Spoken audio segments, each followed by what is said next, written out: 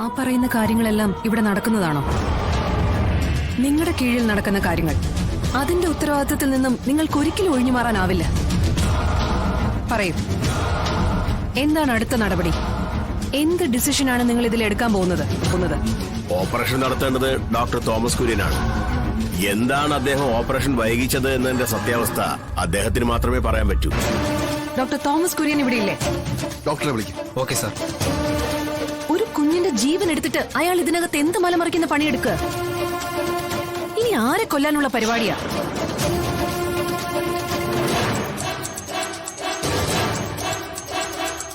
Doctor എന്താ പറഞ്ഞ സമയത്ത് ആ കുഞ്ഞിന്റെ ഓപ്പറേഷൻ നടത്താതിരുന്നത്? മാഡം, ശസ്ത്രക്രിയയ്ക്കുള്ള കിറ്റ് വാങ്ങിക്കുവാൻ ഞാൻ ആ സ്ത്രീയോട് പറയാൻ തുടങ്ങിയിട്ട് ഒരാഴ്ചയിലേറെയായി. ഇന്ന് വാങ്ങിക്കാം, നാളെ വാങ്ങിക്കാമെന്ന് പറഞ്ഞ് ദിവസങ്ങൾ നീളുന്നതല്ലാതെ അത് വാങ്ങിക്കുന്ന ഒരു ലക്ഷണവും ഞാൻ കണ്ടില്ല.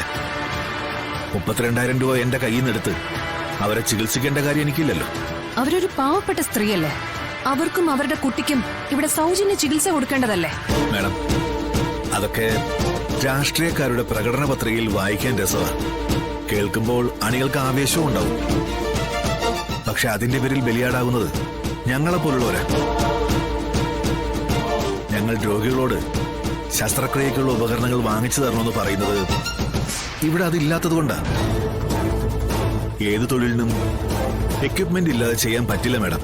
അപ്പൊ ഈ കുഞ്ഞു മരിച്ചതിന് ഡോക്ടർക്ക് ഒരു പങ്കുമില്ലെന്നാണോ പറഞ്ഞു വരുന്നത്? ഇത് ഇവിടുത്തെ സിസ്റ്റത്തിന്റെ പ്രശ്നമാണ്. ഈ സിസ്റ്റത്തിന്റെ കീഴിൽ ഇങ്ങനെ നിന്ന് ജോലി ചെയ്യാനാണെങ്കിൽ ഇനിയും മരണങ്ങൾ ഉണ്ടാവും. അത് ഡോക്ടറുടെ മാത്രം വീഴ്ചയാണെന്ന് പറയുന്നതിനോട് എനിക്കൊട്ടും യോജിപ്പില്ല. എന്നെ ബലിയാടാക്കി മുഖം രക്ഷിക്കാൻ ചിലപ്പോൾ മാഡത്തിന് കഴിഞ്ഞേക്കാം.